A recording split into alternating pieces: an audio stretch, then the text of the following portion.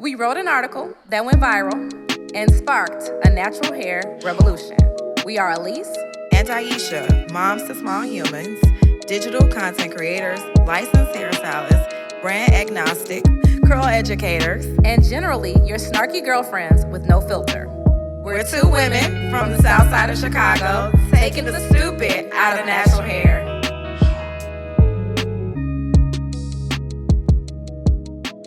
Okay, on this episode of Curls Disrupted, we're talking about how salon ownership ain't really all that. Man, if I could tell myself something, tell my now self something beforehand.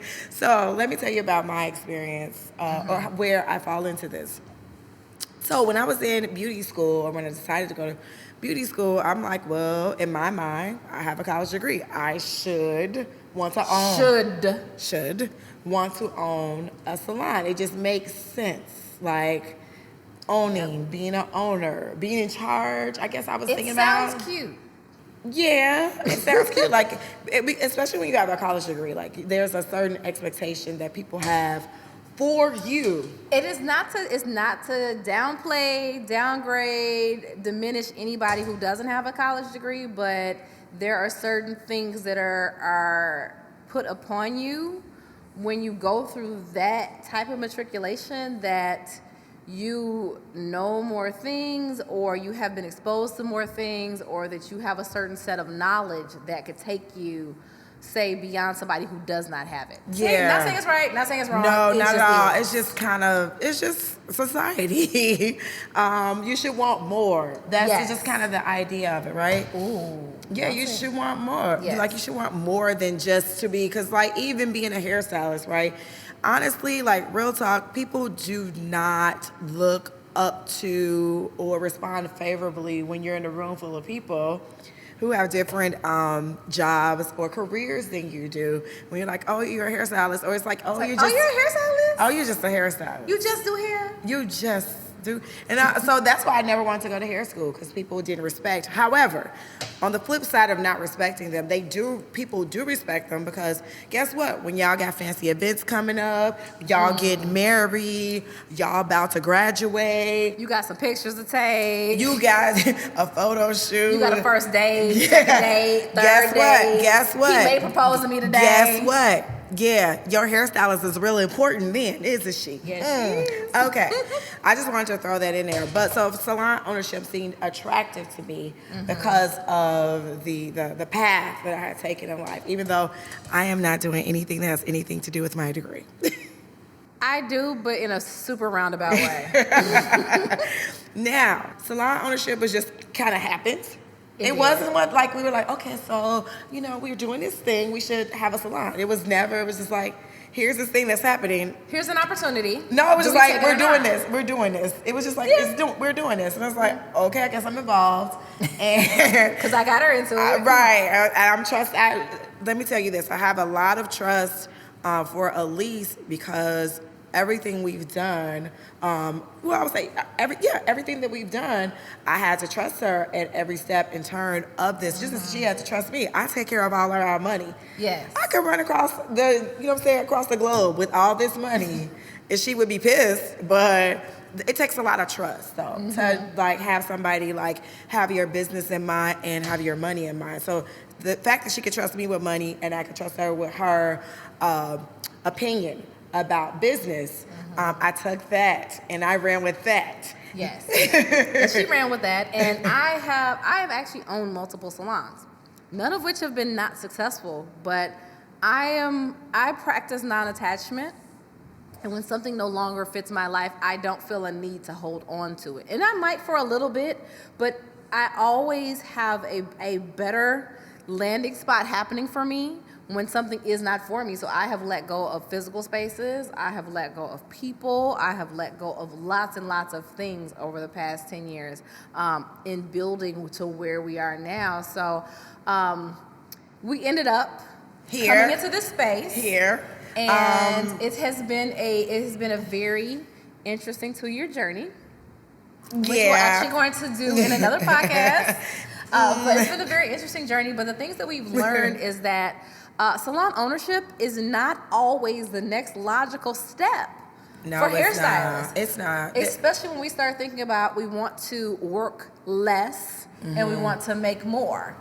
The way the economy is in the 2019 and how it's going to be in 2020 is not going to focus on physical spaces and people visiting physical spaces.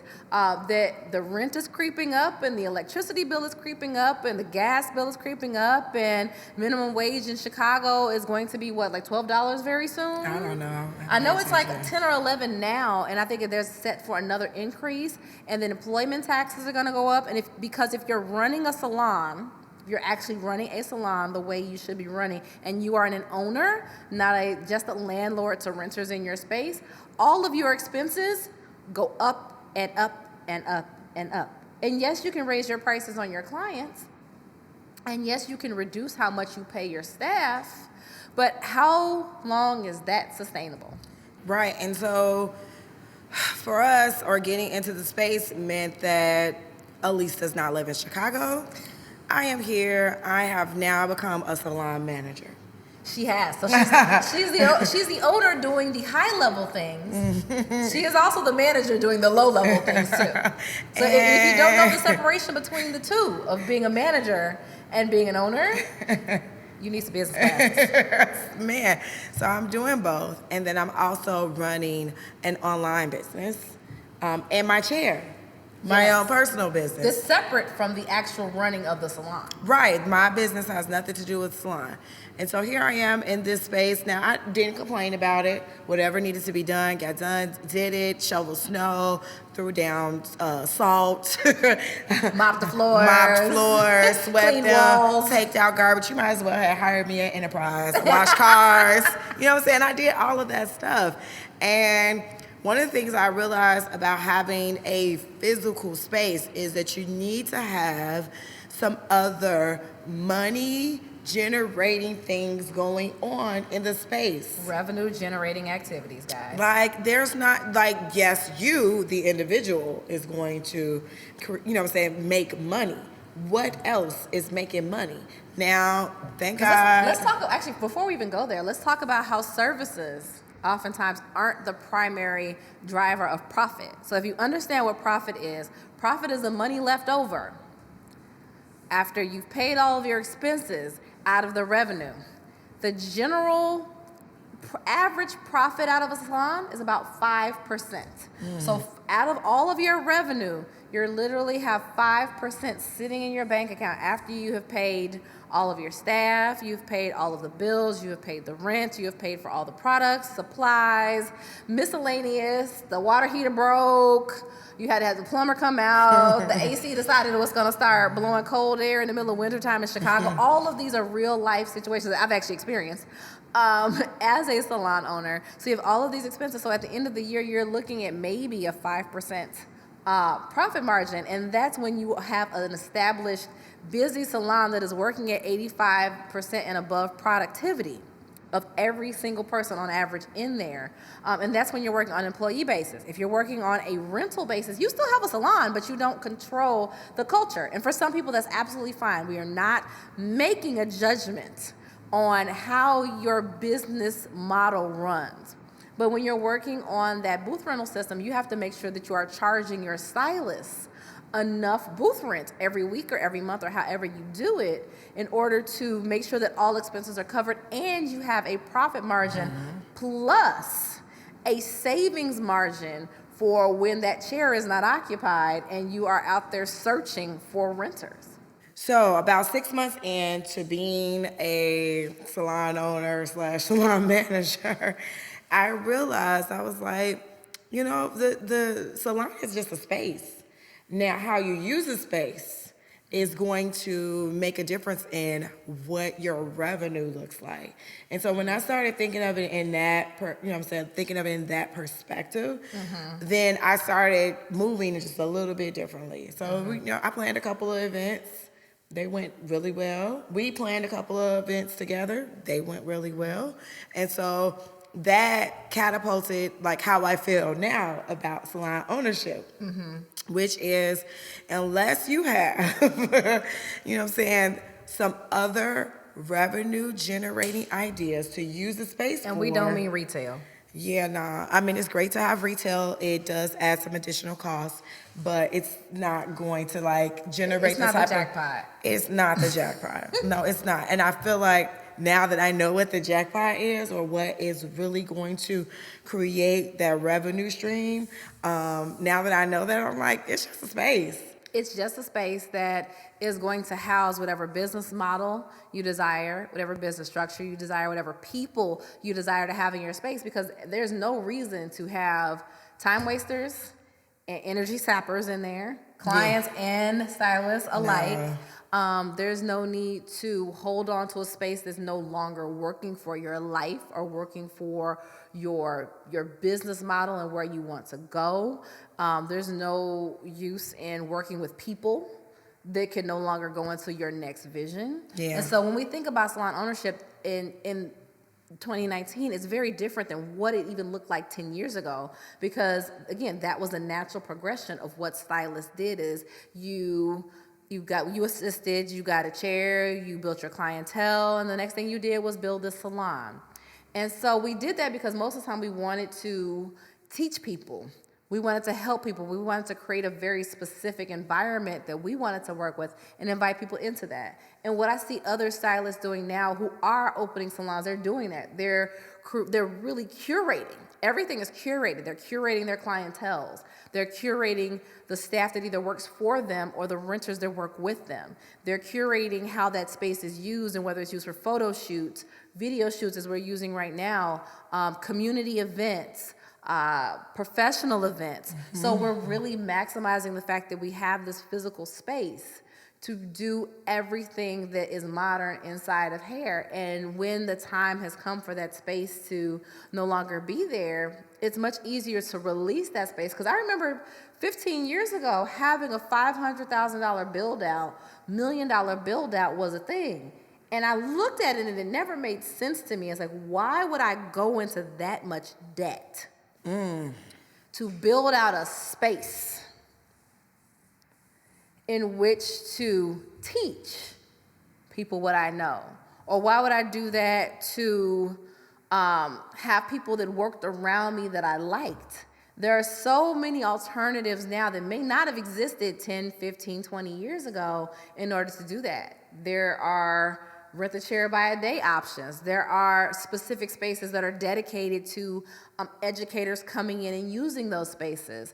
There are multi-purpose salon spaces like we actually just used at Hazel O. So the salon we just did our kinky class at in Alexandria, Virginia, the name of that salon is Hazel O.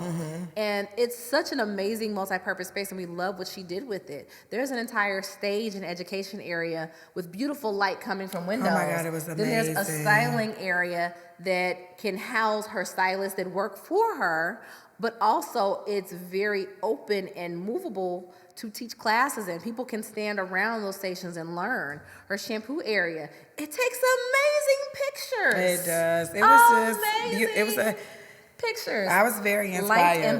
Light and backsplash. So when we start imagining spaces and thinking about whether we do want to become salon owners, and we'll talk about suites a little later, because suites are, do you want to talk about it in this one? We can. We'll talk about suites in a minute. But when we're thinking about salon spaces, think about all the things that we can be doing in those spaces, because the money, the profit, the pure profit is not coming from the actual space. The space. The profit is not coming from the services behind the chair, the retail that's taking up in the front, because right at that point, you may be reaching 10%. Maybe if you're running everything like the most well-oiled steam engine ship, you may be reaching 10%.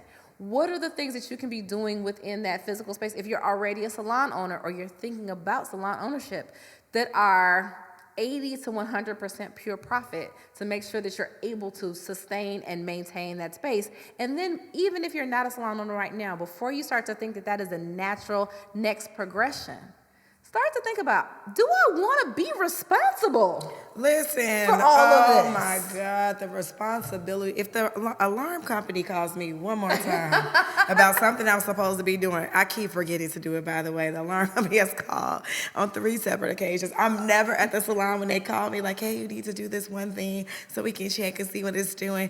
I have to do the taxes for the retail, making sure that, again, like, that the front is clear when there's snow and ice outside. Because liability, and people will sue you. Because it's a litigious society. Taking the garbage out because you can't leave food in the trash can overnight. And the salons you have critters. right. So wiping the walls down. Which I don't do. I don't do that. I do. So that's what I do when I come here. I see something, oh, okay, I'm clean the walls, I'm clean the floor. Because actually, we haven't talked about our structure here, and then we'll talk about suites in a minute. But we're actually a co-op. So there's supposed to be. Well, we're a co-op. There are 4 of us, and equally we shoulder financial responsibilities. Semi-equally we shoulder physical responsibilities, but oftentimes it does fall on Aisha because she is the one that's here the most. I don't live here, so I make sure that, like, if I need to send something by, like, Target, I do, or I just, when I'm here and I see that something's missing, I'll go to Target and get it. But it's a way that the 4 of us are working together where we're not necessarily responsible for other people, and it's a way we're responsible for ourselves while sharing everything that goes on with Salon Ownership. Yeah, because the discussion came up earlier in our journey of being a co-opted space, and I'm just saying, y'all know I don't know any other way, okay? I'm trying to be political here. But in our journey to be a co-opted space, we talked about having other people come in. And so when we had the discussion, it was like, well, if somebody else comes in, if you bring another stylist into one of these chairs, that is now more responsibility. That's who's managing that. And I was like, you know what? I am not. Renter or employee, who's managing the experience for that person? Who's managing the space for that person? Who is taking care of things for that person? It was like nobody really wanted to take that responsibility. So that's how we ended up just us. Yeah, and then it became a thing. It's like, I don't really want to work with anybody else. Like, I like y'all. I like working with you. I like working with just you. So it just became a thing that the 3 of us work together. And I know you guys are like the 3, and do the math. But we'll talk about that on a later episode, guys. Because we're here. This is actually, we were joking when we were stopped filming, but this is kind of our behind the scenes discussion. So we're just letting y'all into what goes on behind the scenes with stylists, for stylists and consumers. Yes. So let's talk suites. We were on a lookout for a moment for a suite, and we started to seeing the pricing and the numbers for them. Have we talked about the price of the one? Yes, we can talk about that. Because I was like, wait, you want what? So initially it was like, okay, cool. But then I was like, wait, what's that price again? So it's like $375 times 2. Person. So I wasn't at a calculator. I hadn't pulled my calculator out. I was, and I calculated. So she pulls her calculator. I was like, 3,000. I said, oh, no. For 210 square feet. I cannot. $3,000 plus dollars. Nope. Where we are then chained to the chair 24/7, just trying to clear $3,000 worth of rent, and because your phone bill, your internet, all that is rolled into it. But $3,000 worth of expenses spread against 2 different people, we're essentially would be chained to our chairs working for that amount of rent in 210 square feet. In 210 square feet, we cannot do the alternative revenue generating activities that we would need to do in order to pay that rent. And I'm not saying that we could not pay it, but again, why do we want to dedicate that amount of coin to a space that is not going to give us our return on our investment? Absolutely. At the end. And so we're like, Nah, that's all right. We're going to come up with another plan to make some stuff happen for ourselves. I mean, it's not so much pressure for Elise.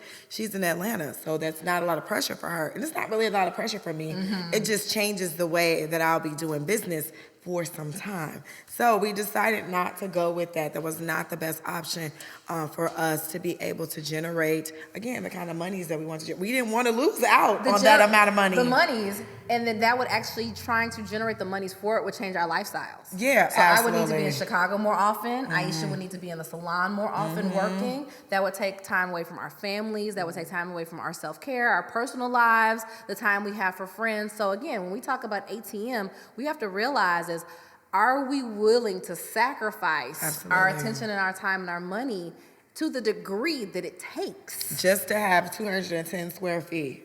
Yes. From all of this for 210. 210 is not even where we're filming right now. Just from here up is bigger than 210. So when we said that, it was like, we could do it, but do we want to do it? And do we have to? Do we have to? Oh, do we have to do it? We was like, we don't have to. We don't have to do that. There are alternatives. So our goal for the next, we're going to be doing some different things, and we'll talk about that in another episode.